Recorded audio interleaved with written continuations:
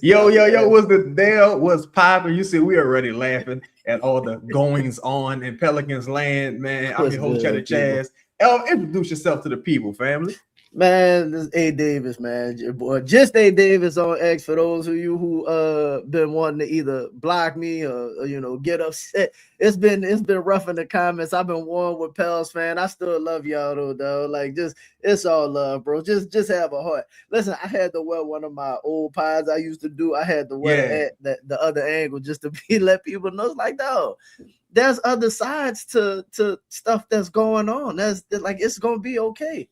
Hey, bro, you've been potting long enough to see yourself become a villain. Shout out to Louisiana girl in the building. Shout out to everybody in the building. Make sure y'all hit the like button, hit the subscribe button, because we got a lot to talk about. Q, I see you in the building, big dog. Welcome to No Picks. You know what I'm saying? And today we don't be talking about it because apparently Joe Dumas ain't got no picks neither. So this is what I've been hearing. This is what I've been hearing, right? This is what I've been hearing. Shout out to Nando in the building. Shout out to Dexter, King Sam. What's happening? And look. So we've been hearing about this for a little while now, right? We've been hearing the great purge was coming. Look, I text you probably early, either the day before or earlier that day. And I was like, boy, I didn't heard they're about to give a lot of people the boot. You feel me? Michael Morgan, appreciate your homie with that 2-piece. Greg, what's happening? Corey, what's happening with your coach? Look, man. Just going through the names, you got the veteran equipment manager, Big Shot. It's crazy I'm starting off with him, but apparently I should be.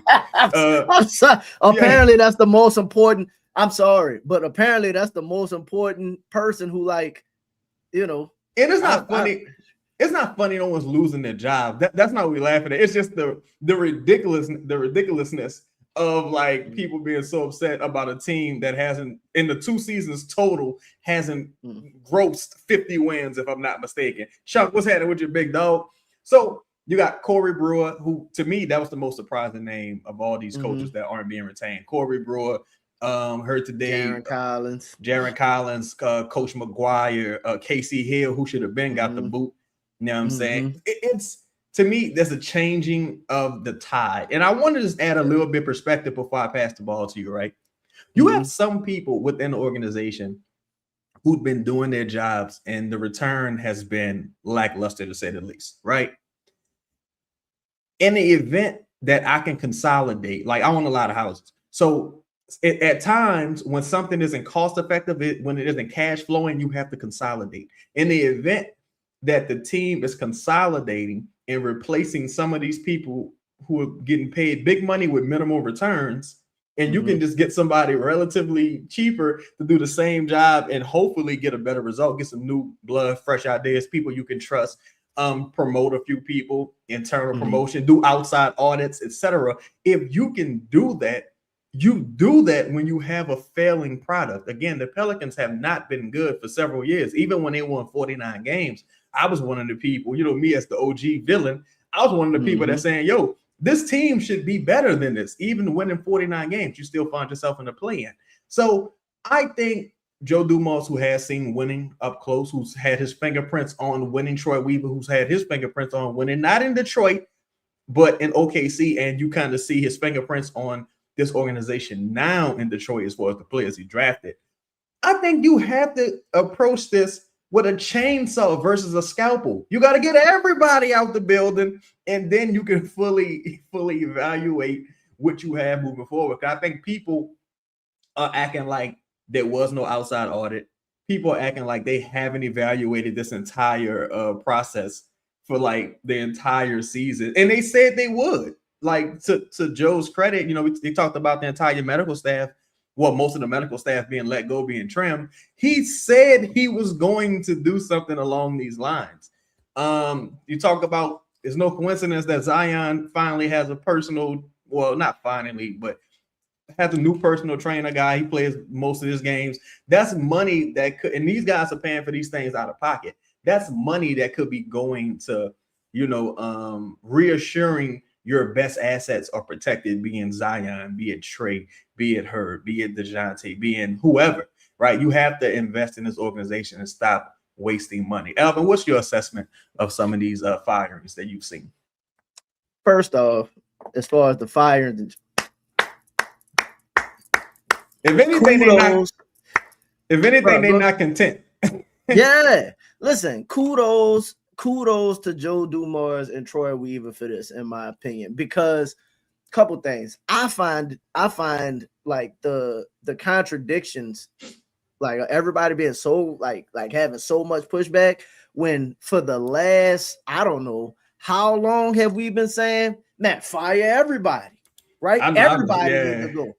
So you hear that's first. Fire, like, you know what? The whole staff need to go. And while there may still be some good people, right? Yeah. Again, you're not. It's not personal. It's not personal, and you're not producing results. That's one thing. Other than, like, aside from that, people say, well, it's not. These people don't have no impact on winning. Historically, right? Historically, people look at the Pelicans as losers. Even if you go back to like the Chris Paul days, people didn't look at the Pelicans as a great organization. When you every iteration that they've had so far, people have never respected the Pelicans, the Hornets, the Pelicans, whatever they was, they were never respected, and they were never looked at as like a organization. So my thing I add this too? I'm sorry to stop you. I just want to add this point because I thought you made an excellent point. And I said this to a person I was talking to earlier. I was just like, bro, if these people have no impact on winning and firing them ultimately has no impact, then what does it matter if they stay? Like, if they stay, what does it matter? Like, they don't impact, they have no impact on the product on the floor.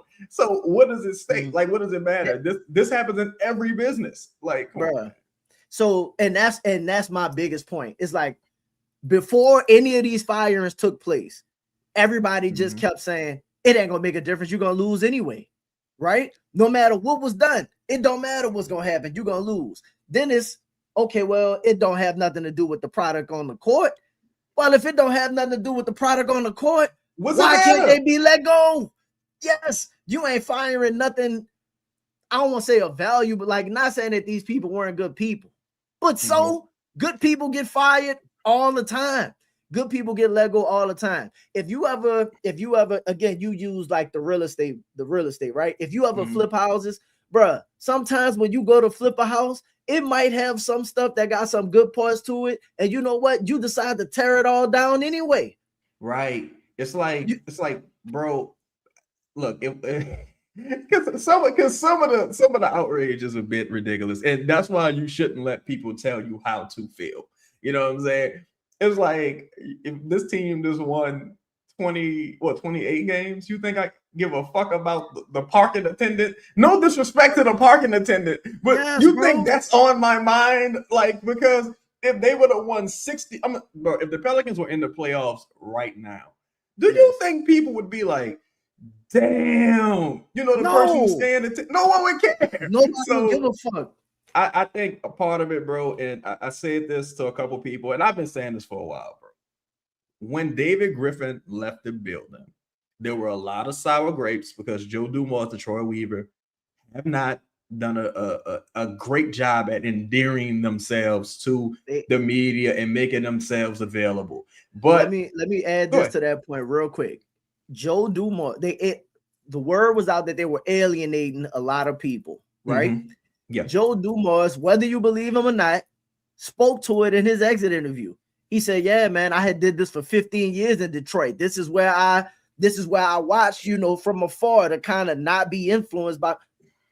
The man said that's what he did for 15 years. So just because it's not the way that we think something should be done, doesn't mean, and again, you say whatever you want about Joe Dumars, for the amount of failure he had in Detroit, he had equally as amount of success. Like, it was half successful, half failure. If you're going to count the failure, you got to count the success. I'm sorry. No, you're fine, man. I think also, I just think this is a great sign. I'm hopeful that this is a great sign of things to come. Even if it is a consolidation or a cost-cutting measure, like, I think people have to take into like people have to take into account that for a long time with this organization, they have been people within the organization who we had no idea what their job function was. As a person who covers the team, I've heard rumors of what some of their job function was, but generally you had no idea what their job function was.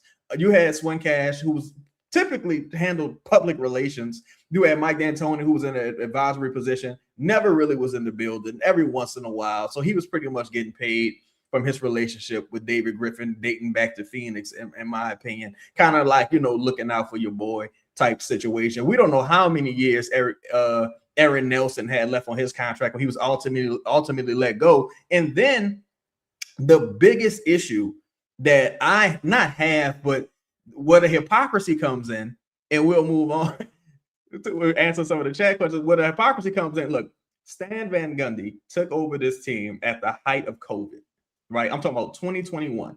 Took over the team. Bro. Didn't have many practices necessarily, shortened season, all kinds of chaos, right?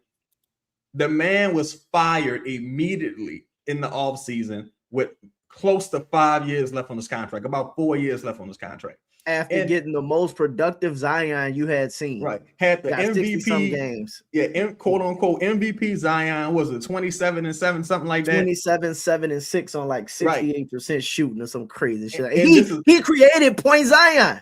And it's like no one cared when he was let go. Like no one ultimately cared, bro. So with me, that's why this show called No Pick. You can't have no picks and chooses. And for myself, if you're not winning, cares all, bro. If you're winning, no one gives a damn. Toronto, they traded DeMar DeRozan for Kawhi Leonard, won a ring, no one cares. Mark Jackson was fired, no one cares. Mark Jackson's fired. Golden State went on to become a dynasty. No one cares. Like, you know what I'm saying? And ultimately, that's what it boils down to. Winning cares all. Bro, Steph Curry came out after Mark Jackson got let go when they did the interview of what they thought, and he like openly voiced his displeasure for them letting go of Mark Jackson. And that's probably the last you heard of fucking Mark Jackson. Steve Kerr come in, roll on. And again, this the thing. This the big thing. People like, this not gonna make a difference. They're not gonna win regardless.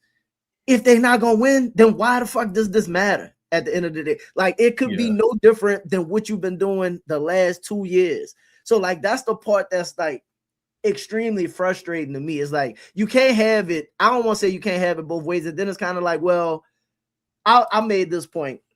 I don't know if anybody's like spiritual, believe in all of that, right? But this is the point I made, man. When people pray for stuff, you better pray for exactly what the fuck you want. Because if you remember, when David Griffin was getting ready to get let go, people just wanted David Griffin out the building. Man, listen, I don't care how they do it. David got to go. David Griffin got to go. Willie Green, too.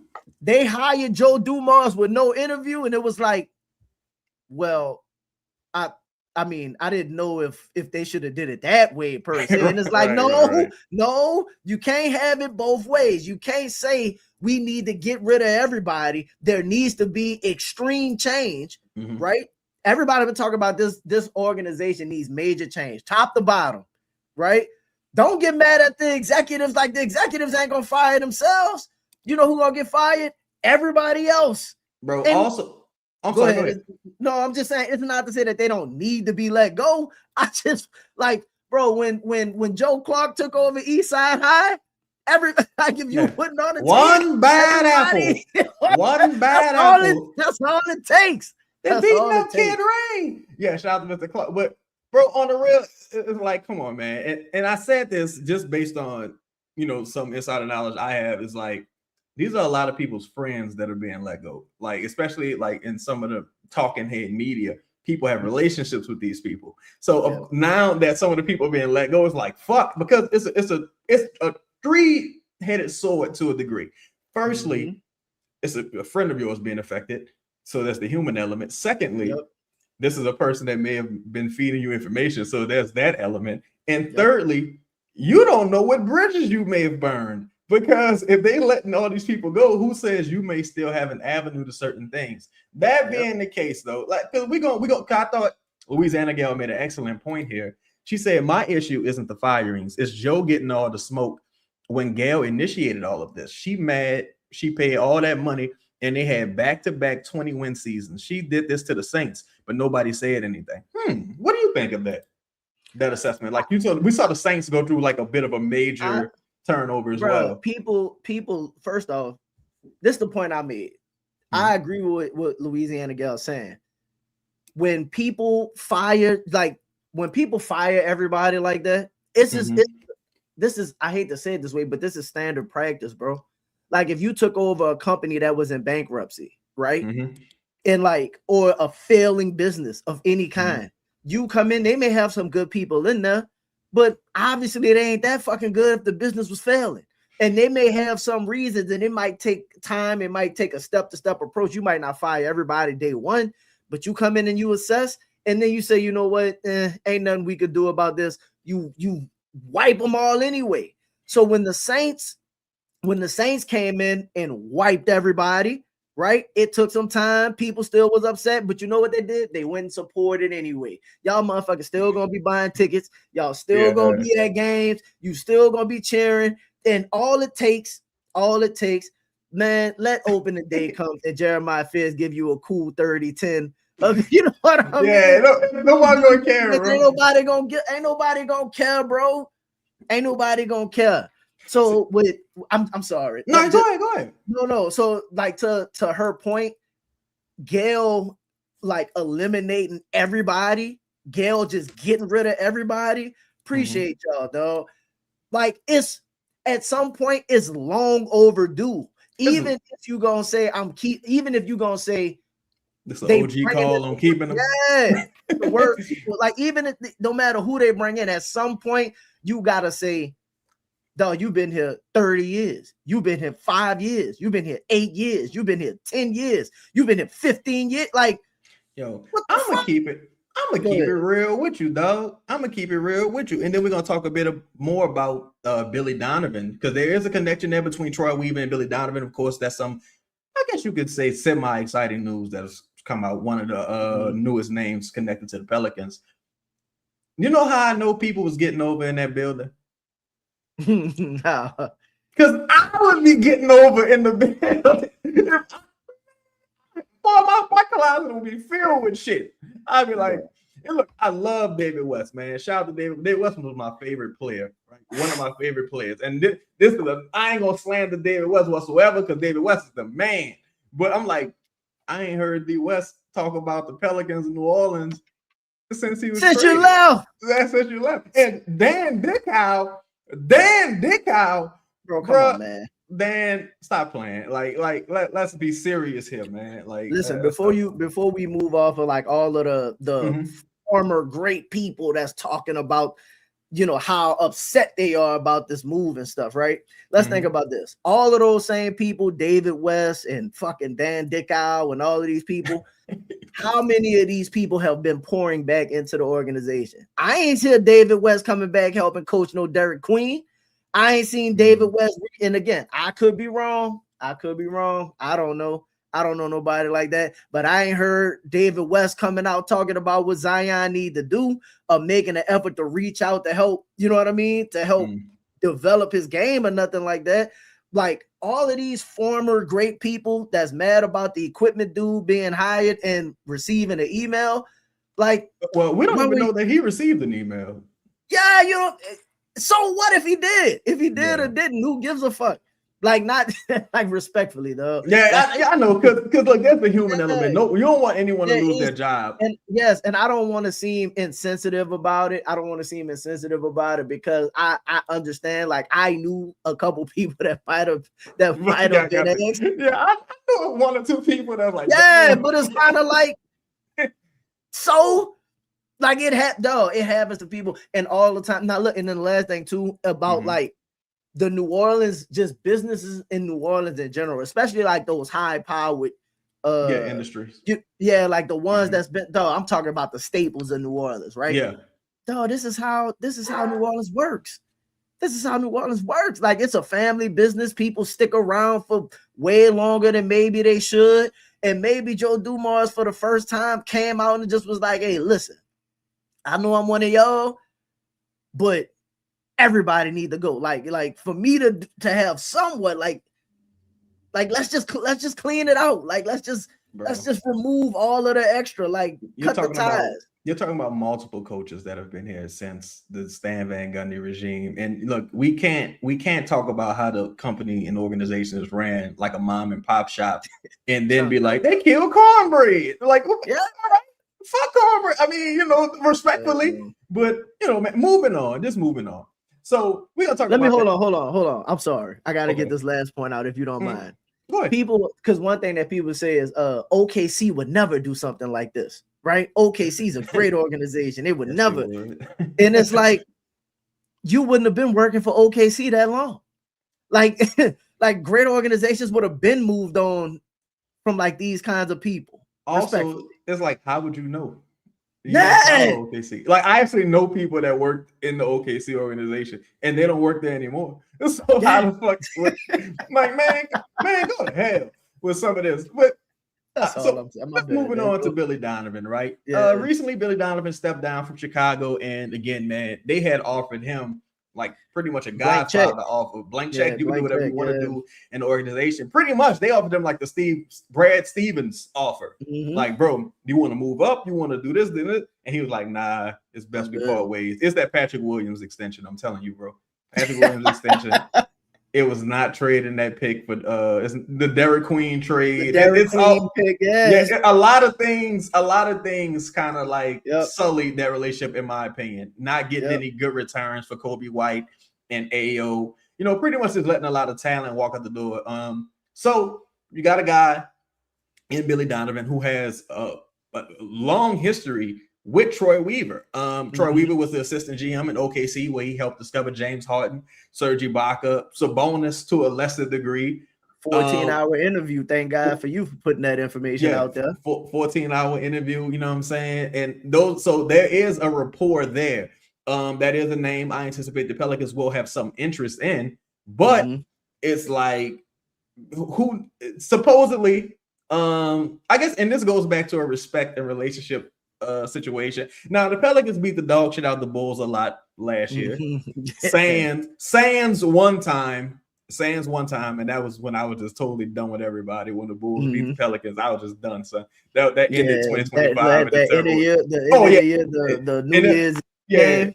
If you remember, you know that was it for me. But so again, the relationship with Troy Weaver is there. You got some solid foundational pieces, at least more than what Chicago has. And if he wants to be a part of a winning situation, if you're evaluating the landscape based on the positions open, Milwaukee, New Orleans, potentially Golden State, now Chicago, possibly Orlando, maybe. Possibly Orlando. It seems like the most of, and that depends on how the series goes, right? Yep. So possibly you could find yourself in a situation where New Orleans is the most attractive, quote unquote, winning option.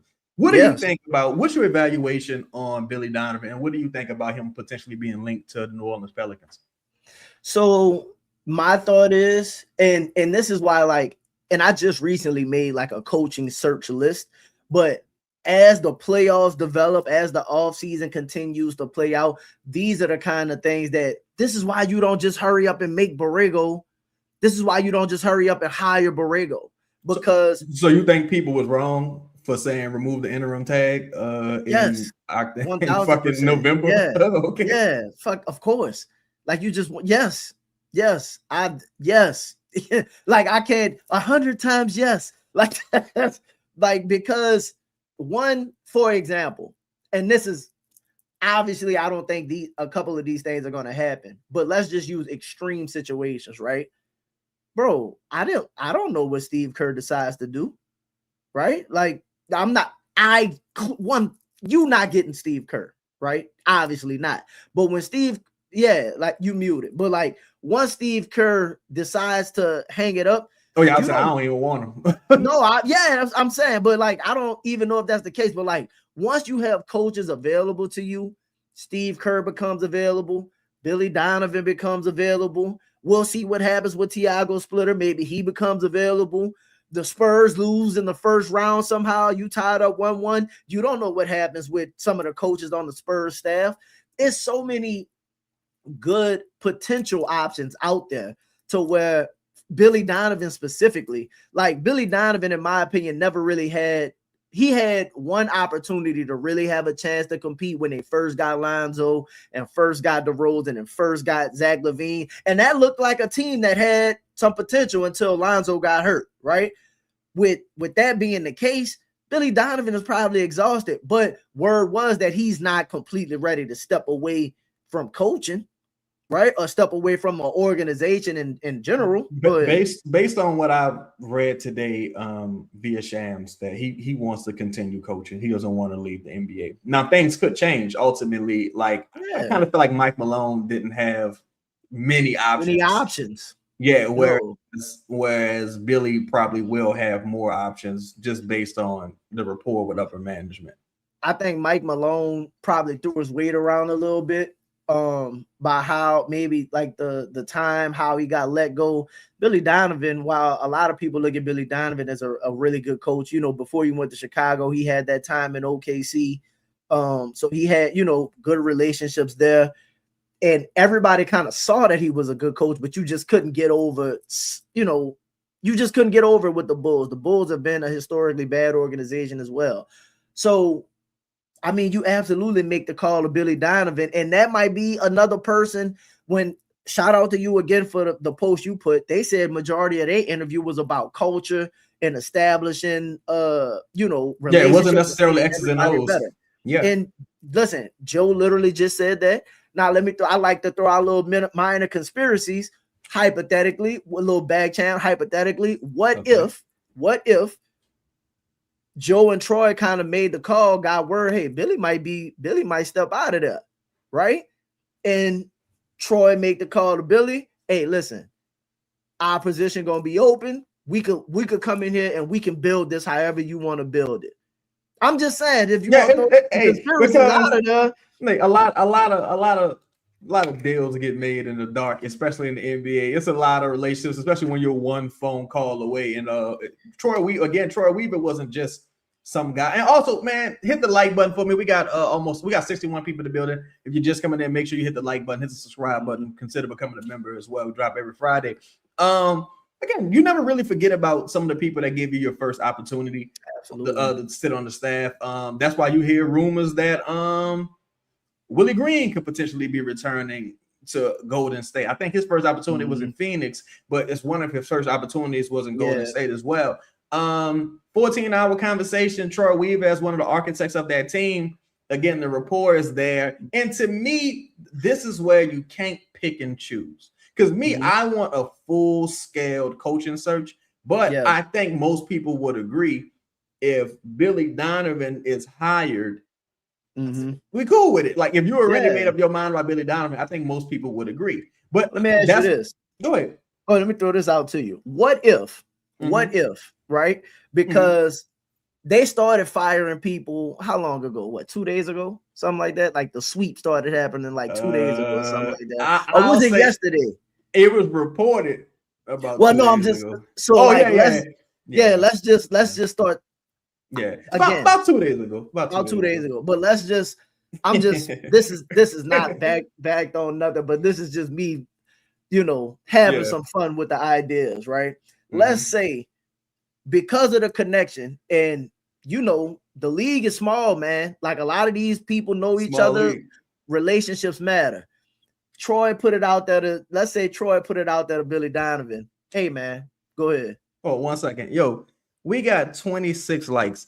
Hit the like button for me, man. If you're in the building right now, hit the like button. Let's get it up to at least 50 likes. Make sure y'all smashing the like button. Smash the like button. Hit the subscribe button. But I'm sorry, continue. No, you good, man. Absolutely. So, like my conspiracy. Let's say Billy Donovan, word getting out, Billy getting ready to go. The Bulls can't retain him. Troy reaches out to him, and they say, "Hey, if you serious about walking away from the Bulls, I'll fire the staff right now.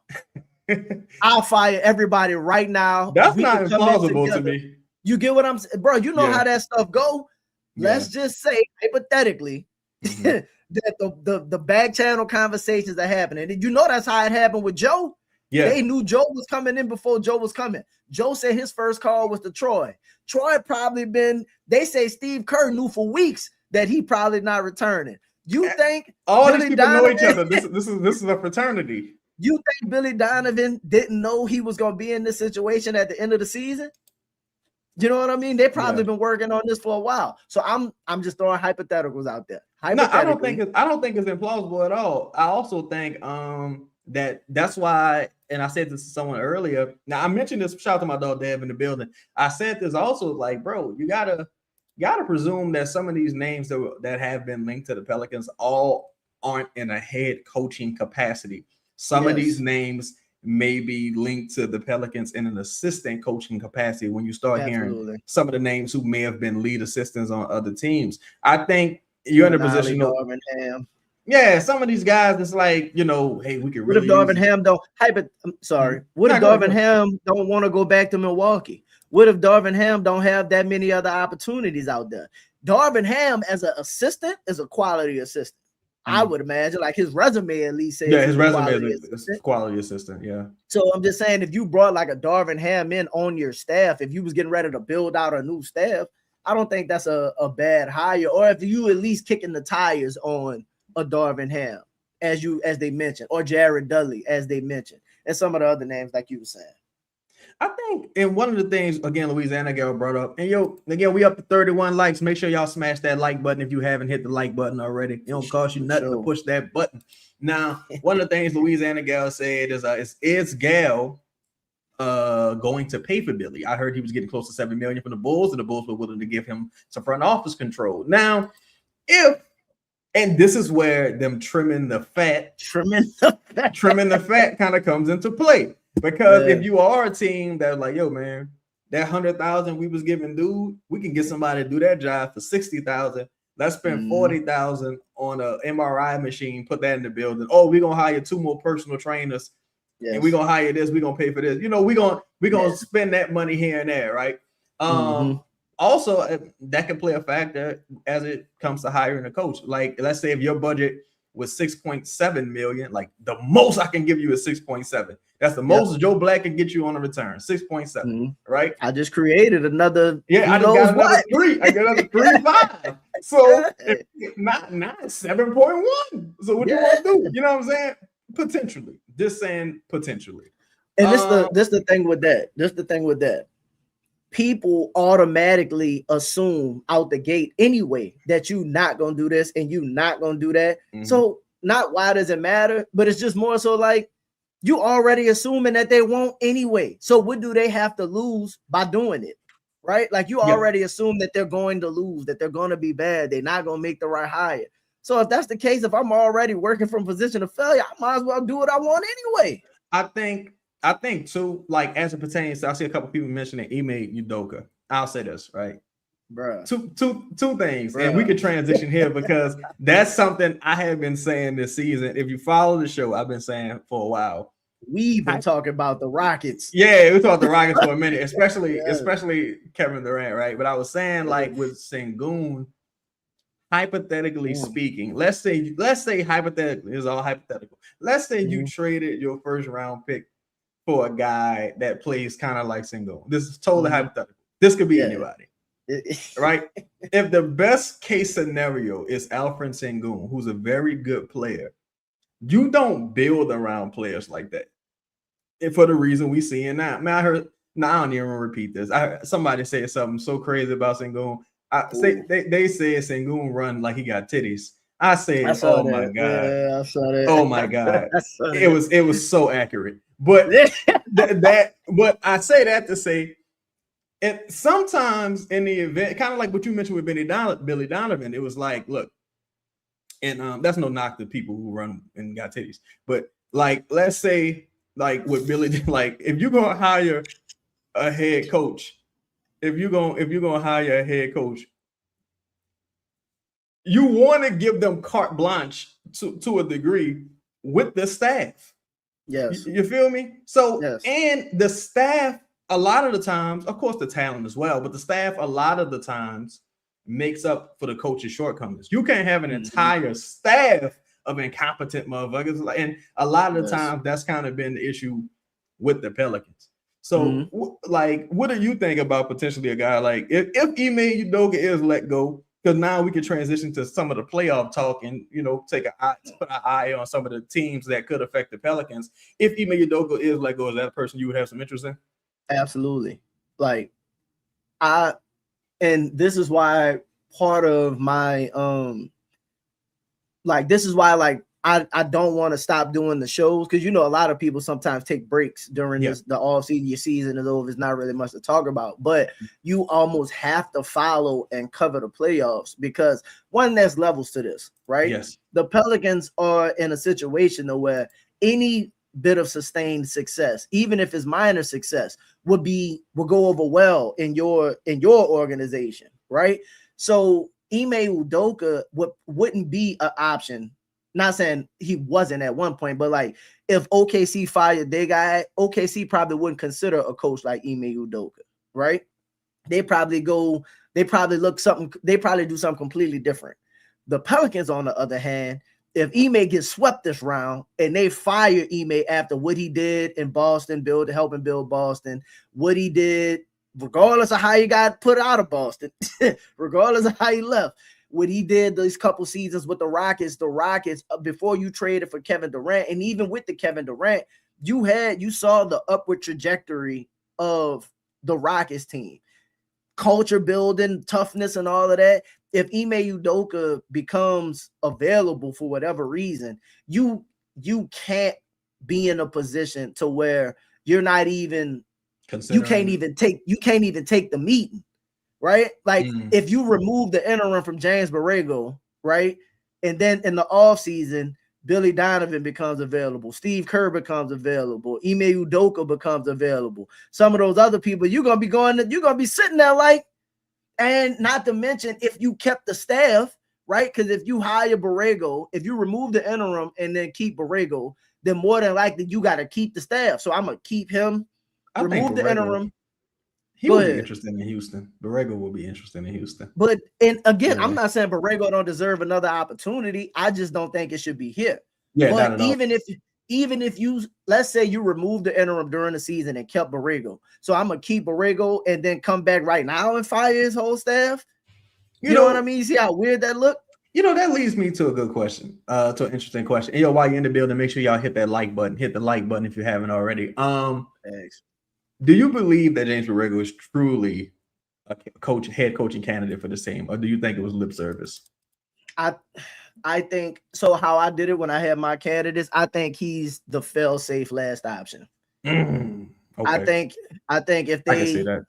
I think what they're gonna try to do is and this is why you have a coaching search, right? And this is why you wait. Oh, the list that y'all have right now, that list ain't accurate. We're waiting to and that's why you heard Joe say we haven't even started putting that together, because Billy Donovan probably ain't left his job yet. You know what I mean? I'm gonna let a couple of things play out before I start to even say who's on the list, because if I put out somewhat of a list and then it don't work out that way, I might have alienated somebody who said they would at least give me some interest. Nobody knew that when the Mike Malone information came out, people were pushing back. It was they ain't have no true interest in Mike Malone. And it's well, fuck, how you know? Yeah, Mike Malone based on what? Yeah, they might have made a call. Who knows? You know what's funny? And again, if you're in the building, make sure you hit the like button. You know what's funny? How it was worded. It wasn't even that they didn't have interest. It was worded that it wasn't a real possibility. So it's you're just dismissive of what even is possible. Yeah. Again, and I said this a while ago before the season ended, bro. It got to the point where it was a bit of a team Dumars and Weaver versus team Borrego as far as media and narratives being pushed were concerned. And I think it's kind of I think we getting to the point where team Dumars ultimately has the pen and can make the final decision. So it's going to be interesting to see how this all goes and ends. You know what else is interesting? A lot of again, I don't know, right? I don't know what's going on, but a lot of the narrative is Joe Dumars and them don't have a plan, right? A lot of it is they don't have a plan. They don't have any strategy. Well, fuck, if you ain't talking to nobody knows if they got strategy or not. That's first, right? If they plan everything close to the vest, who truly knows what they believe or what it is they thinking or what it is they're trying to do? Secondly, with like the Mike Malone and the Billy Donovans of those worlds. And back to the question is, does Borrego actually have a shot at this job? Mm-hmm. When I put together my list of potential candidates, it's kind of like, okay, if I interviewed, hypothetically, let's say the interview list was Ime got fired. It was Ime, Jamal Mosley, Billy Donovan, Sam Cassell, Darvin Ham, and then James Borrego. And for whatever reason, you struck out on all of those and ended up on James Borrego, people gonna be fine with that anyway, because some people like don't think that James would do a bad job. It's already baked in. Yeah. So like, why would you eliminate James from? Would you consider Tiago also? I would. Like, yeah, I would. I think Tiago did a really good job. Yeah, Shout out to Scoot Henderson. Scoot Henderson out there balling, man. Shout out to my brother Scoot. I'm proud of you, Scoot. I believe I knew it, Scoot. But go ahead, my bad. No, bro. No, you good, dog. Scoot, Brandon had an opportunity. Like, oh my gosh. Anyways. Right. Scoot, not so. Tiago, and I said this, I can't remember which episode I did on the Pels and the Blender Show. Make sure y'all check that out too. But I can't remember what episode I did, but part of the reason why, when I was thinking about the coaching, like, Borrego had just as many games as Tiago Splitter to turn it around, right? Tiago took over for Chauncey Billups, who was not really doing well at the time when he had his incident and got let go, right? Yeah, 70 games. Yeah. And Tiago Splitter took that team, made them a playing team, made the playoffs, and right now you tied 1-1. It's not like they roster like some, I guess you can argue it, but like, are their roster significantly better? I looked at this too. Shaden Sharp riding the bench. Shaden averaged 20 this season. He didn't shoot the three well, and he don't defend. But distressed assets, we got to listen, Chaz, you got to get on the distressed assets show. I got you. We're gonna do a distressed assets list. This is why I'm watching the playoffs every day. I'm adding names. I'm adding names to the list. But all that to say about Tiago Splitter, I think Tiago Splitter did a phenomenal job. But if what they're saying is true, right? If what they're saying is true, and that Tiago don't want to take this cheap ass offer, then why wouldn't Tiago consider his options if there are only going to be so many other jobs, if he knows that he can do the job? And why wouldn't the Pelicans want to give him an opportunity if he becomes available? You know, this is something I said this a while back, and I don't know what's going on. Y'all got to hit the like button. Make sure y'all hit that like button. I don't know what's happening. We got about 60 people in this bitch. We got under 40 likes. Make sure y'all hit the like button. But one thing I said, and I said this on the member show prior, is supposedly, allegedly, that Joe and them, after some of the things, probably it could have been prior to some of the things coming out about his son working in the organization, Trey Weaver's son working in the organization. Some stories had been placed out there as bait. I heard this from a really good source. Yeah. Some of the stories have been kind of placed out there as bait to see who would take the bait and run with the narrative. I think one of those instances was the Jordan Poole thing. With Jordan Poole kind of being a quote unquote locker room cancer. I talked to several people, hadn't heard that repeated from anyone, heard quite the contrary, actually. It's just interesting to me how some of these things happen. As far as what happened with Scoot and Sharp, the Pelicans, I think you mean like the Scoot and BI, the trade. Well, to my knowledge, the Pelicans at the time, David Griffin just wasn't entertaining trading Brandon, really. Like, it was kind of just like that's a non-starter, yeah. And allegedly, they would have traded Zion for Scoot, but they wanted Shaden Sharp included in the trade. This is what was said. I don't know how true it is, but Griffin's just been terrible. This terrible. And when we talk about how some of the playoff teams and some of the things happening affects the Pelicans, there's quite a few examples. Like hypothetically speaking, when you look at OKC, and if OKC is just a buzzsaw, and they're like, we got a pick that's ultimately going to be the Clippers pick, but we cool how we can't add nothing. Yeah, we don't need no young player. Yeah, we don't need a rookie, but we also don't need Herb Jones and his salary. So you kind of need certain teams to fail and say, like, you need a team almost like when I look at the Detroit Pistons, if they happen to lose to the Magic, they're like, oh, damn, we don't need no more defense. We need offense because we can't score. Or when you look at Houston, like, yo, we need our offensive. We need a point guard. Point guard. We need more offensive engines because right now we just can't generate enough offense. So there's several teams that like can really affect what the Pelicans ultimately end up doing. Even with to a lesser degree, you got a team like San Antonio. Wemby's hurt again. And yo, I just want to say this. No disrespect. 3 years in a row, bro. No disrespect to Wemby. Wemby, your fucking arm's too long to not be able to break your fall. And this man head bounced twice off it was like a car collision. Like, it was crazy. But you got another team like that that's kind of like, well, damn. You know what I'm saying? Then you got Goran Dragic, who kind of did some Kyrie shit, but no one really got on Goran Dragic about it, but we'll leave that alone. But Goran Dragic, of course, he was talking to Giannis, and he was kind of like advertising Miami and the environment. Oh, and Giannis was like, hey, it sounds nice. Yeah. And you got all the stuff with Ware going on. So there's a lot of things that affects the Pelicans in several ways. What are some of the teams that you think the Pelicans could potentially be attached to as we head into the offseason? You got to be attached to any team that Giannis is attached to. Just by nature of having the pick, you got to be attached to that. I think because of Joe Dumars and Troy Weaver's relationship with with Sacramento, and what Sacramento's looking like they getting ready to do, you kind of gotta have. They said they have no intentions on. They have no intentions. Yeah, so like you already know that they're gonna have players available, so you kind of gotta attach there.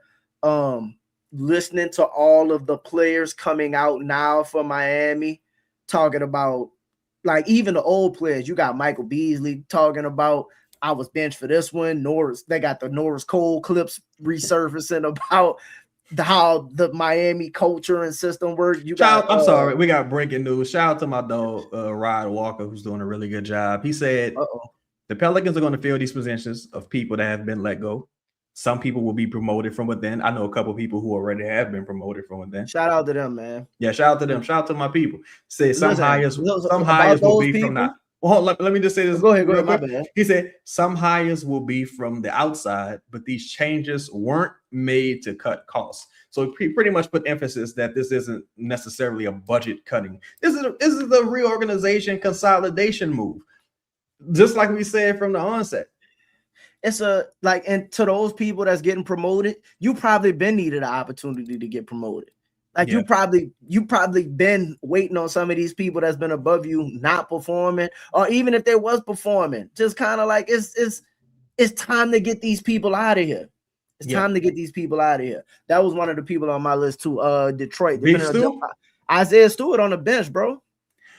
You know what? He not getting no minutes. I can see them doing it because Isaiah Stewart in the regular season was one of the best defensive bigs in the game. Yeah. The thing is, I think he due for some money. I think he might already got the money. He signed his extension. He signed an extension already. I gotta look at his contract, and he just a total non-factor offensively. So now you start to wonder again. It's like, okay, you got Zion already. We'll see what happens with him adding to his game.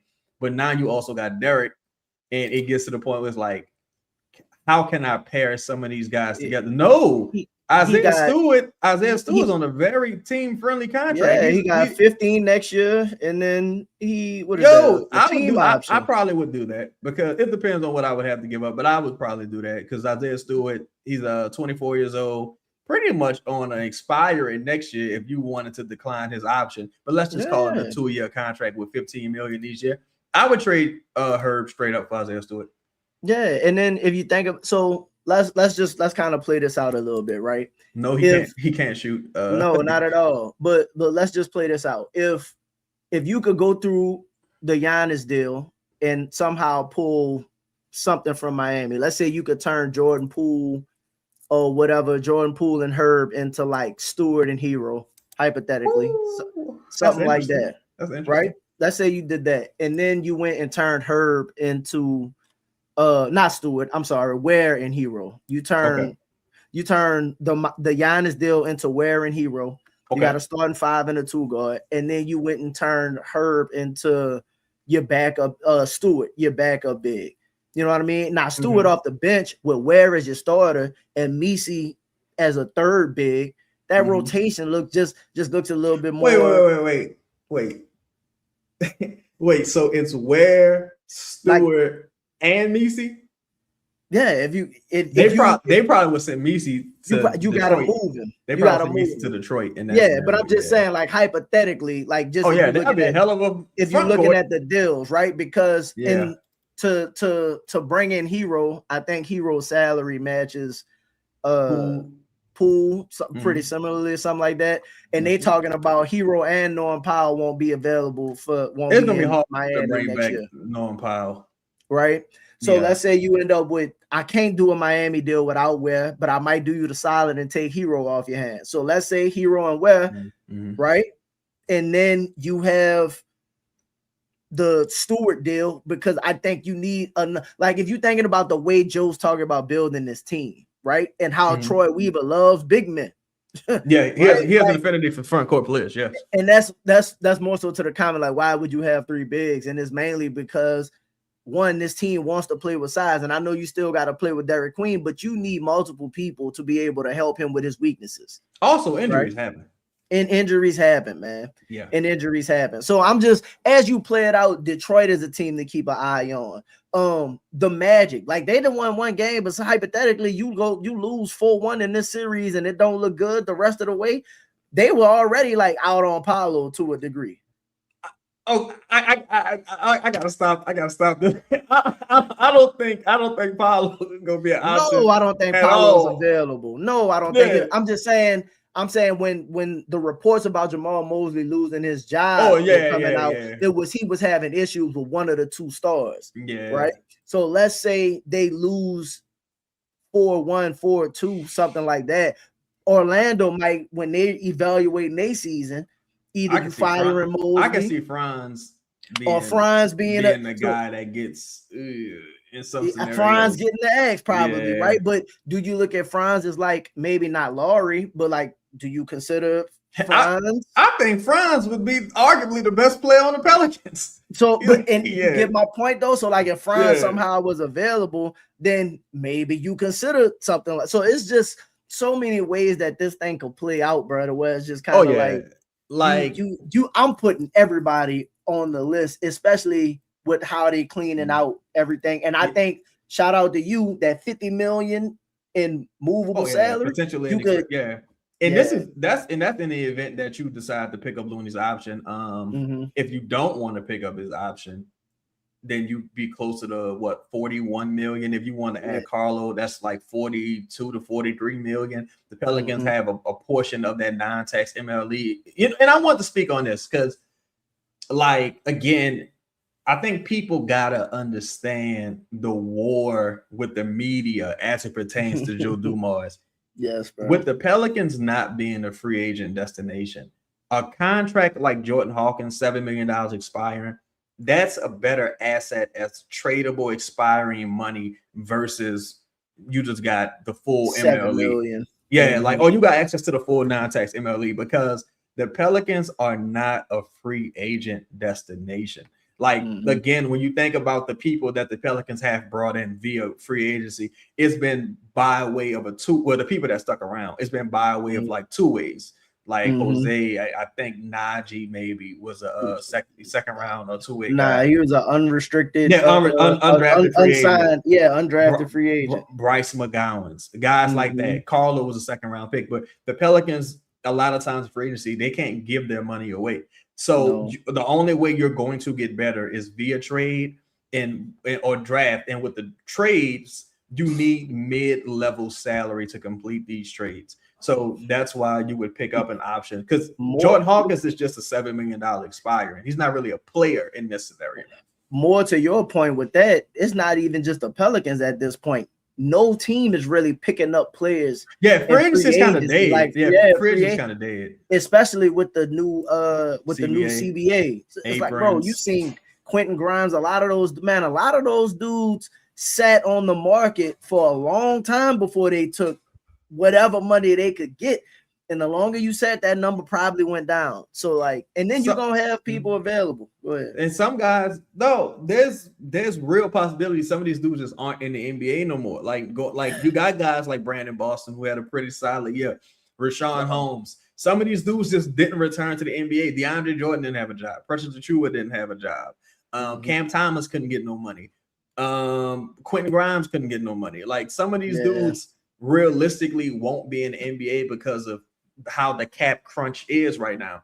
There's possibilities that people like Goga Batata are gonna be playing for the vet minimum next year. Like there's a real possibility that stuff like that can happen, or maybe like $4 million, a little more than the vet minimum. But that's a real thing. And you got a bunch of mid-level guys entering free agency. Like shout out to D. You got people like Ayo, Kobe White. Yeah. Who else? And I'm wondering how, like, for example, for Kobe White, and I mentioned this, but like, what does them losing in the play-in do for, you know what I mean? Like, how does that change? Yeah. How they we are Kobe White away? Like, probably not. But if Denver lose this series, Peyton Watson not even playing. What you do with Peyton Watson? Yeah, and it's like, again, you don't even really have avenues to bring Peyton Watson back. No, bro. Even if you wanted to. You got this bunk-ass Christian Bond contract. You got Cam Johnson's contract. This should be signing trade, man. This should be signing trades and like, it's gonna be that's why. And you heard Joe point out him and Troy. Now they don't have a great trade history necessarily, but you heard Joe and Troy point out that they're not in a bad spot contractually. That's something I've been trying to point out all season. Like, the Pelicans aren't in a bad spot for us with contracts. To me, the worst contract on the Pelicans books is probably Herb Jones's contract. Yeah, I think Herb still is a movable player because and he's still movable. It's not like an albatross of a contract. And maybe DeJounte because it's multiple years left. But the Pelicans don't have. I think the benefit of DeJounte is he would clutch though. So like you say what you want. Hopefully it works. Yeah, I think once they decide, I think Rich Paul gonna do his thing, and they can figure that out. I hope because they got to make this happen. I do think Houston is probably the most ideal target when you talk about DeJounte. It just makes too much sense. Like I don't know why it just makes too much sense because nigga wasn't playing. That's true. Man, but it's like y'all rather him or Fred VanVleet. But you never know what the asking price was, etc. But man. Maybe Joe just sat on his moves and was like, you know what, we gonna wait till the off season because I'm gonna clean out. Because this is what I was thinking. Once they went 2-10, Joe probably punted the season. You think so? Probably punt to a degree, yeah. Like bro, the season was over by November, right? Like, look, I don't know, bro. What you think? Because and while you're in the building, we got 66 people in the building. Make sure you hit the like button if you're just joining. You were 2-10. You had 70 games left, and you had 21 fourth quarter blown leads. Again, you just match the Warriors record, you just end up playing. Well, what I mean by punted the season, I mean as far as like transactionally. Like, potentially, yeah. Like I think because if they would have, because coming into the season, I think Joe came into the season like we're gonna see what happened, and my thought was if they were good. Right, you could have got some bonus. You could have like some of these moves that were Kobe White, some of these players that were made. You could have made some of those moves, right?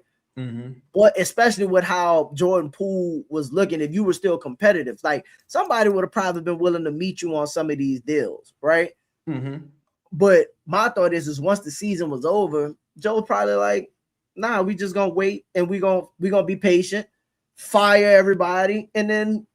In the offseason, we're going to look to see what happens in the offseason because the way the NBA plays out, the regular season looks one way, and then as the playoffs and postseason goes on, stories and narratives change all the time. Objectively, Joe and Troy's only mistake this offseason was trading the pick. And Yes. and that's all you had to do was put a protection on it, and nobody and that depends. Well, I wouldn't even say Jordan Poole was a mistake because he's just another expirant. Like even like the people talk about CJ, right? Like, and CJ, my dog, I fucks with CJ, and shout out to Brandon, shout out to everybody, shout out to all the Pelicans. Do people not realize that we watched CJ McCollum in the playoffs? Like we watched him as a Pelican in the postseason, and I'm gonna leave it there. I'm not gonna go deeper because I don't want what I say to be misconstrued. But nah, fuck that. Hold on. let me. I'm sorry. Go ahead. Because I like CJ. So I like no. It's not to take a shit on CJ. It's not at all. It's not even being mean because I like CJ, and I always thought CJ was professional and respectful and did his job of what you brought CJ in here to do, right? Mm-hmm. But I don't like the revisionist history of CJ, not at all. Similar to what you're saying. Like I don't like it with Nolan either. Like, no, bro. This is Nas 14, and Nas. And listen, that's all I'm saying. Like people was like, and we just let CJ go, and it's like, bro, CJ CJ for as good as CJ was, right, and for what we brought CJ in to be, right. CJ still had games where you needed CJ, and he would be 2 for 8.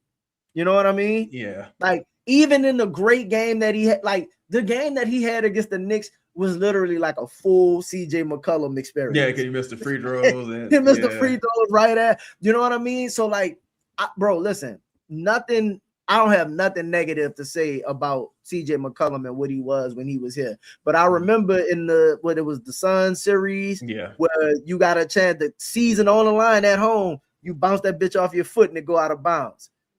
Like to me, it's just like, look, everyone who was traded from the Pelicans, even ultimately if Zion gets traded, they were traded for a reason. there isn't a ton of situations to where like Kevin Durant left in OKC via free agency, and that's somebody you let walk.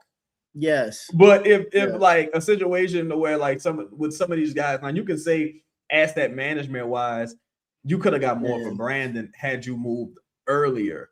Mm-hmm. But everything we seeing from Brandon now, we saw from Brandon then, and then the same thing with CJ. Dyson the same. Like, and it's not that players don't improve and stuff like that. Jose the same. Like everybody Jose barely plays. Yeah, and he got in that last game. And they had an opportunity, and then CJ was attacking his ass because he was too small. And they went on a run. They end up coming back, winning that game, and they put him back on the bench. So it's just kind of like, I like the players, bro. I don't want to make it seem like, I'm only speaking on like the negative or like these players haven't like had good moments or good experiences here. It's not that. It's everyone's in a weaker conference with more talent, with a better coach. That's really what it boils down to. And everyone's shortcomings appear like the same. Like if you go to Raptors Twitter, you would think it was a country full of chances on this day. You like, damn, y'all sound like me. And you know me, I don't kick a nigga when he down. So I'm just like, hey, I don't like talking about players who not on the team no more. But I just say that because I see a lot of that being mentioned as it pertains to CJ in particular. And I'm like, I fucked with CJ. To me, I thought CJ was the second best player on the team after Zion. That was my personal opinion. Mm-hmm. But I'm like, I've seen him in the playoffs, and I realized, like when he was with the Pelicans, that this wouldn't work long. CJ got a long career in the playoffs and like being a productive player. Like he was doing this in Portland. He had productive games with us the few times. He outplayed Dame when we swept Portland. When New Orleans swept Portland, he was the best. CJ fault. Yeah, he was balling. Yeah, he didn't get that Drew Holiday clamp treatment, but he was, he was doing his part. He was balling, and so CJ a baller. He's gonna do his thing, but he's like the third option right now. Like Jalen Johnson's the best player, and then Nikhil, and then there's just better situations around him.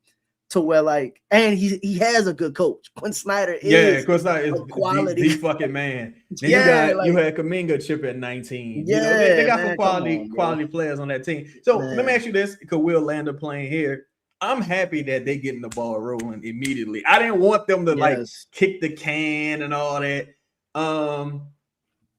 What do you think is next? Other than firing everybody? Yeah, because like after we continue to clean house. Yeah, because I say that because I've heard close to 60 people getting fired. Right? Mm-hmm. Gotta finish this. That's a lot of gate codes you got to change, a lot of badges you got to turn in. If you're in the building, make sure you hit the like button. But so what do you think is next? Because clearly Joe don't give a fuck about nobody, fan favorites. He here to win. What you think the next move is? I think two things. I think they start obviously replacing these people. Right. You think they replace some of the staff before they hire a coach? No, I don't think so. I think they're gonna at least do interviews, right? Okay. I think they'll at least do like coaching interviews and then start like maybe hiring staff when they have a better idea of like who's all available. You might have assistants available you didn't think would be available as well. So I just think they wait. But I think that I don't know for sure, but if I were them, I would consider somebody else in the front office with them. I think that's another underrated move because they did, and the assistant GM that's there now, it's another person that was a carryover from the David Griffin regime, if I'm not mistaken. So I do think that's another thing, like a front office position could be added.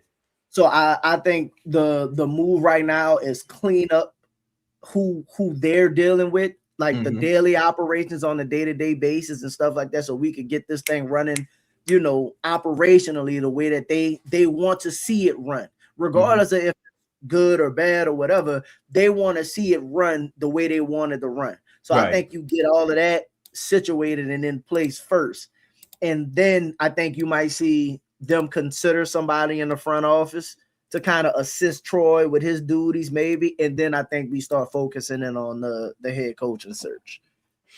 Okay, because now I'm interested because again, for the teams that have left, there's going to be some connections, of course, to the Wizards. Their season is over.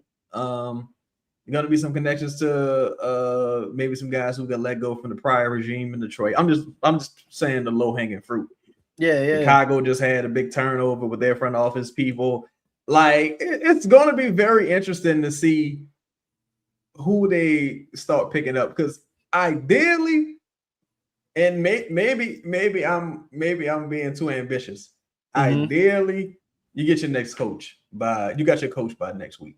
Ideally. I don't see that at all. Let me ask you, but I don't see that ideally. Let me ask you this. Do you anticipate with some of these new jobs being open? Because Milwaukee's job been open just as long as ours been open. Yeah. Right?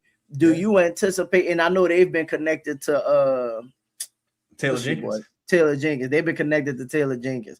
Do you think they hire like Taylor Jenkins relatively soon? I think if they could hire a coach relatively soon. I think if they could hire Taylor Jenkins today, they would hire Taylor Jenkins today.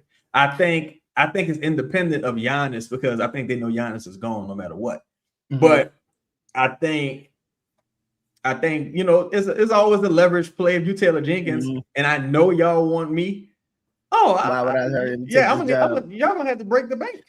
And that's kind of what my thinking is as far as like while the playoffs are still happening and people know how the playoffs go, while you do want to get stuff going kind of quick, why would anybody hire somebody this soon into the process? It happens, but again, unless it's just like a knock, like if Billy Donovan said I'm coming, if Thibodeau said I'm like, if those levels of like, if you could get that kind of person in the building, then I say that too. I ain't worried about it. I say that too because if you're in the Pelicans, by the way, if you're in the chat, hit the like button. We got 65 people in the chat. Make sure you tap the like button, hit the subscribe button. If I'm the Pelicans, I need to hit the ground running because if I let's just presume Troy Weaver and his son are handling the scouting duties, along with the people they have working as a consortium. They handling the scouting duties, right? If you looking at getting a pick, because you also got a second round pick, so maybe you use that to trade second round pick and money to trade up in the second round, what have you, right? This is certain things that I think they already have to hit the ground running with, that you don't have time to slow walk it. And also realistically look at, I mean, it ain't like Rick Carlisle about to get fired. Realistically, you like, well, based on really waiting on like that, who could get fired, who we really waiting on? Like if Billy Donovan is a real option, this is if he's an option. Who you if Ime got fired, who you rather have, Billy or Ime? Man, that's tough. Let's say your options are, because let me throw a scenario to you. Your options are Billy Donovan is available now. Right, he's available now. Ime, if they lose, but he'll be available. Or Sam Cassell, but you gotta wait till they finish their playoff run. I'm probably removing Sam altogether. If those two are available. Yeah. If those are my three, I'm probably going with Billy. You take Billy now, and I'll probably take Billy. But to see, the only reason, the thing with Ime is I credit what Joe Mazzulla did more than what Ime Udoka did, because even though I like Ime, because like Brad Stevens had that team, and it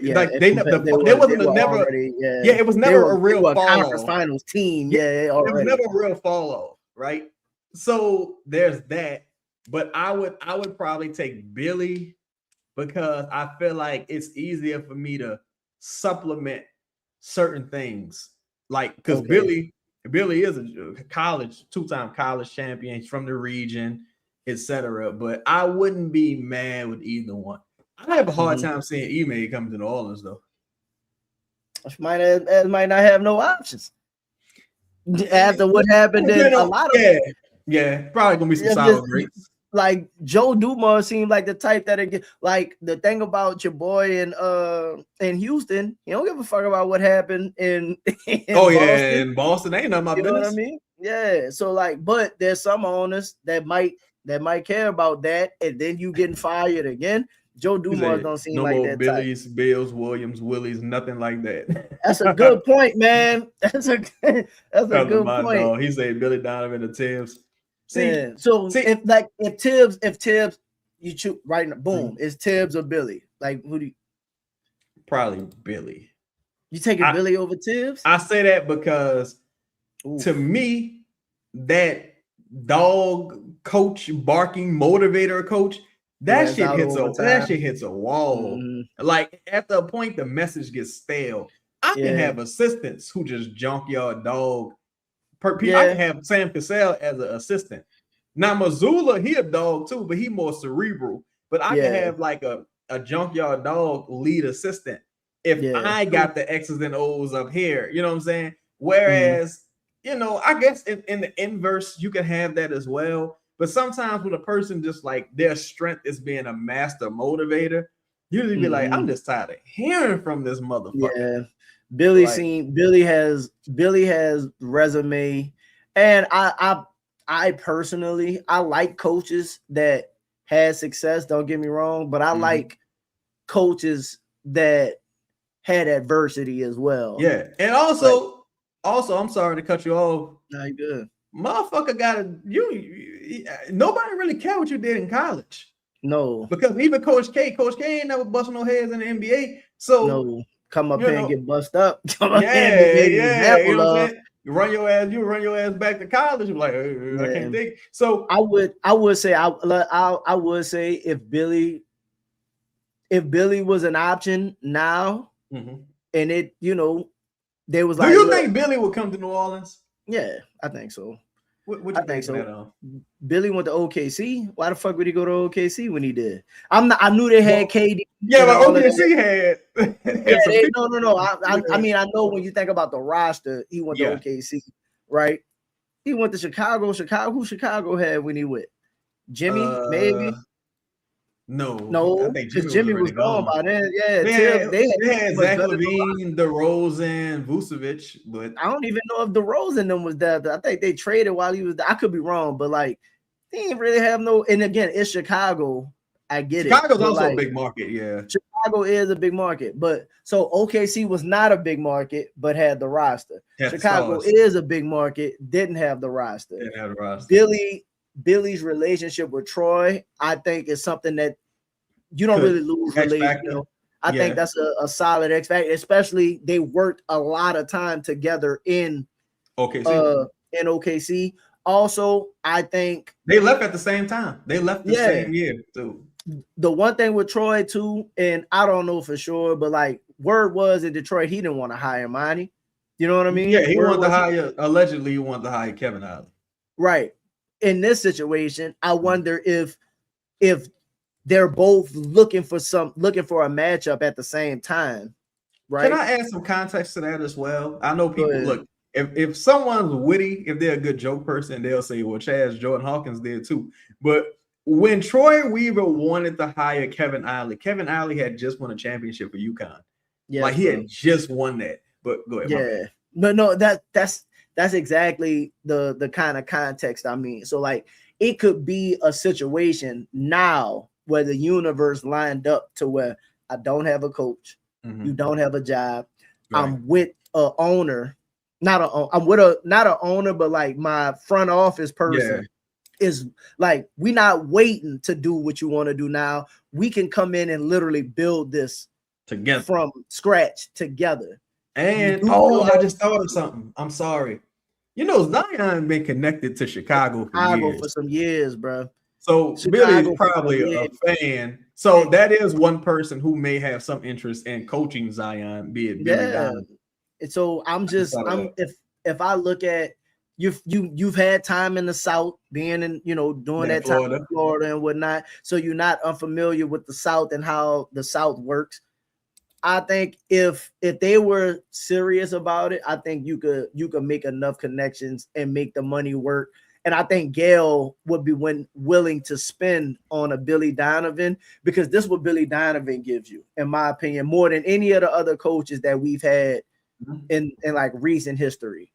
Billy Donovan gives you the track record that makes it say like you won't have Billy Donovan for 3 years and have to hire another coach, right? Most likely not, yeah. Like Billy Donovan is the kind of hire that like he's been through a rebuild. He's the perfect balance of everything that you want: experience, rebuild. He was in the winning situation, contended with OKC, dealt with young players, dealt with old players, dealt with trades, know how to deal with media. So I think he was in a big market too. So if he had to deal with this media and this expectations, man, this was easy. Yeah. So and again, he's been in the West as well. So like you have experience with what it's like navigating the Western Conference and stuff. He's known as a culture guy, right? So I think if Billy was the hire, or would Billy come here, I think for all of those reasons of what it sounds like he wants to do. Like sometimes, bro, Billy probably left Chicago. He was like, bro, at some point you just got to try some. It's the same thing that people have the conversation with Zion, right? It's like after 7 seasons, it's like, listen, we just ready to try to do something new. Him with Chicago at some point, it's just kind of like, he has some grueling years in Chicago. Yeah. Like when Lonzo got hurt, it was like, damn. It's been tough. We can't trade Levine. We got can't trade Vucevic. We got Vucevic. You gave me Giddey, and I got to make this work. And then I had DeMar. He has some grueling years in Chicago, bro. Yeah, man. Like, let me go somewhere where the expectations is hella low. Do you think age could be a factor? Because he's I think he's 60, if I'm not mistaken. Nah, not the fact that he says he wants to continue coaching. Because if age was a factor, then the report would have been he's at least taking a year off. Well, I meant more so from the Pelican standpoint. Like, do they want a younger coach? That's one thing I had heard at Absolutely no. Because the reason to say no is because if what they're saying about Zion is true and how Zion respects, like old Zion got the school. old school, older spirit and stuff like that.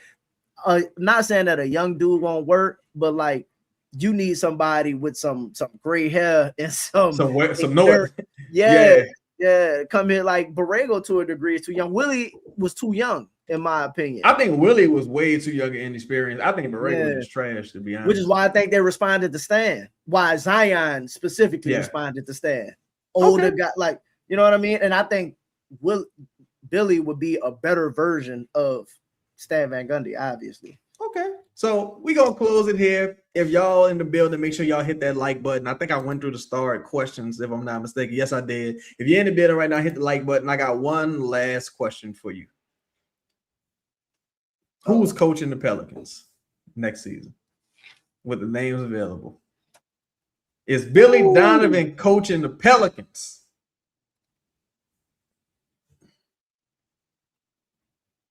I'm gonna say no. I lean no as well. Yeah, I'm gonna say no, bro. I absolutely hate to admit this. If you had to make me put money on it today, who's coaching the Pelicans is probably Borrego. I ain't gonna lie though. I ain't gonna lie. I think you think that shit dead because a lot of people say I think it's dead, honestly, because Borrego would have had, because I had been told, and now this was a couple years ago, but I had been told that Borrego, he was fond of this staff.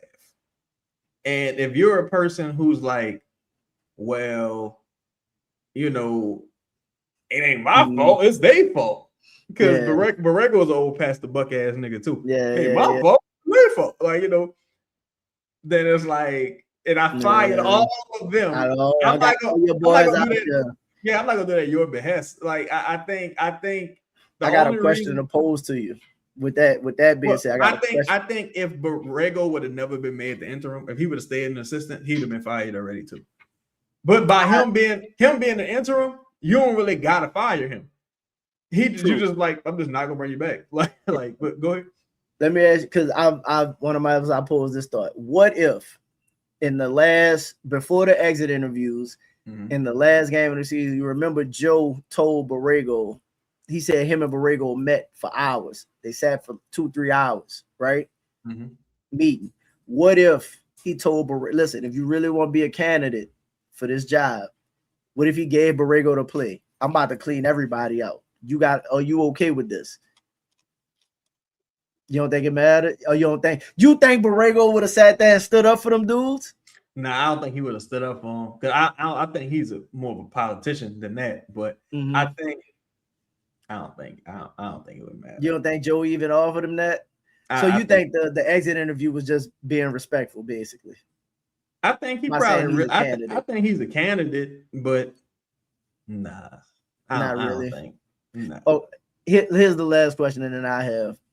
If you had to say by who coaching the team, if it's going to be one of the names that's been reported, or is it going to be somebody different, what would you say? Like, Billy would be a name that's not reported.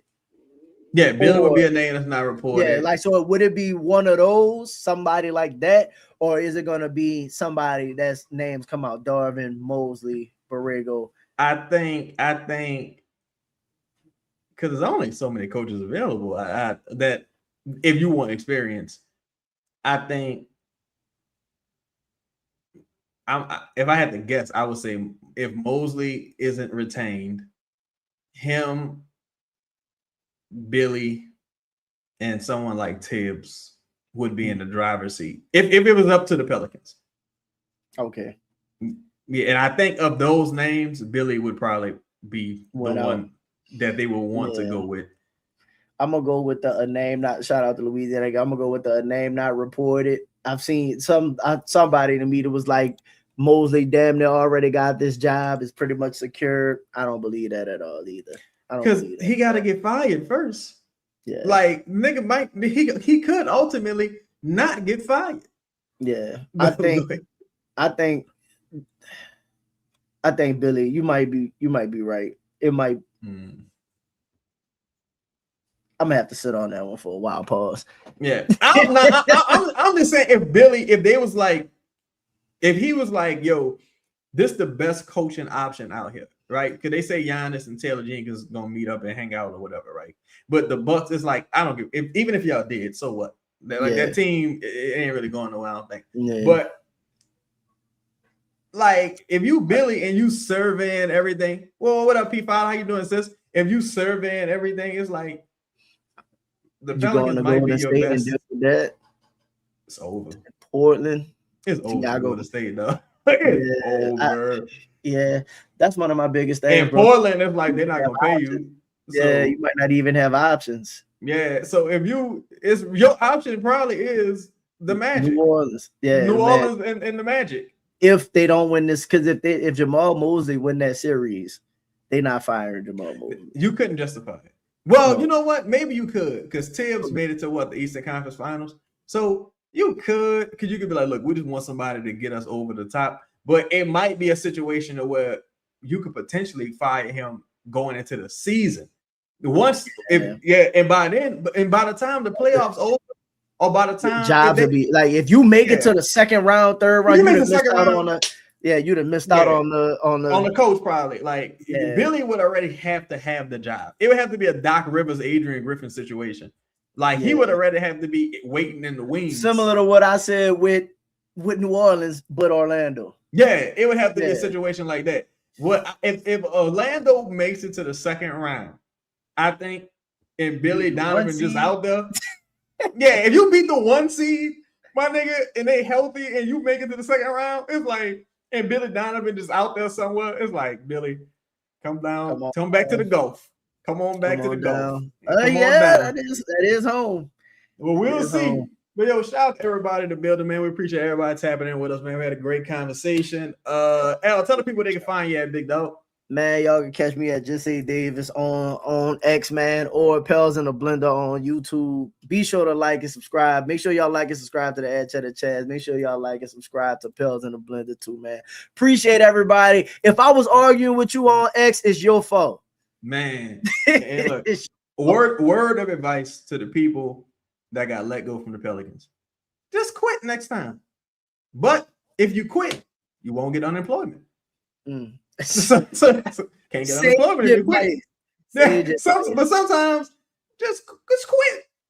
Bro, y'all knew it was coming. Word is y'all knew it was coming. I knew it was coming. Like, come on, bro. Like, cut it out. Y'all been on pins and needles since Joe was hired. You should have been. And a lot of people left too. Like throughout the year, a lot of people had left. Like, if I'm one of the head trainers, medical people, they had left for a while. You had people still here from Eric Nelson's regime. These people been for a long time. This ain't no motherfucking charity. What we running? Man. Motherfuckers out the building, man. And respect. And for those people that say I don't have no empathy, I absolutely have empathy. But I'm firing your ass too. Like it is what it is. But shout out to thoughts and prayers to everybody, man. Best of luck with the Doge cuts. Y'all be safe in the summertime. It's the perfect time to get fired. People and they probably got nice severances. Some of the people probably got nice severance packages. It is what it is. Yeah, man. Shout out to everybody in the building. Again, we out. AD. I don't know. Word is we'll see. We'll see with that. I think they'll be around though. I think they'll be around. Yeah. I did hear something about that a while ago, but I think they'll be around. Nothing new. I ain't heard nothing new about it. So they probably good. Didn't they just sign extensions? Like a new deal? This previous. Not saying you can't leave. I know they had worked out a deal coming into this season that people was talking about where they gonna be around or whatever. Not saying that shit matter. Maybe some of the rumors about them potentially leaving or being let go. Maybe that was negotiation leverage, or maybe again that was motherfucker putting bad low out there and see who bites. But that's today's show. Make sure you like, comment, subscribe, hype the video up, and we're gonna catch y'all on the next one. We out. Peace. Appreciate y'all.